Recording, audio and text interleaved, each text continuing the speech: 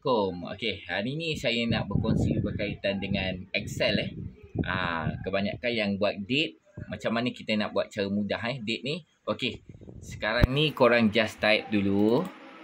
Okey, misal katalah saya buat 1 hari bulan 1 2025.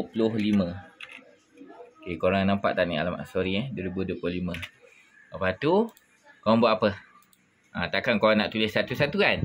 Korang tarik saja ke bawah sampai korang nak berapa. Nampak tu, dia akan kembali balik Korang tarik saja. Nampak ni 7. Ni bulan 7 kan? Nampak? Bulan 7. Dia sampai bulan 7. Kalau korang nak buat sampai sebulan ni, sebulan je lah. Nampak tu, sebulan kan? Yang penting, bila korang nak tarik tu, korang buat satu dulu. Satu bulan 1. Lepas tu, ada simbol plus tu, korang tarik dia ke bawah. Okey, ciao. Semoga bermanfaat. Assalamualaikum.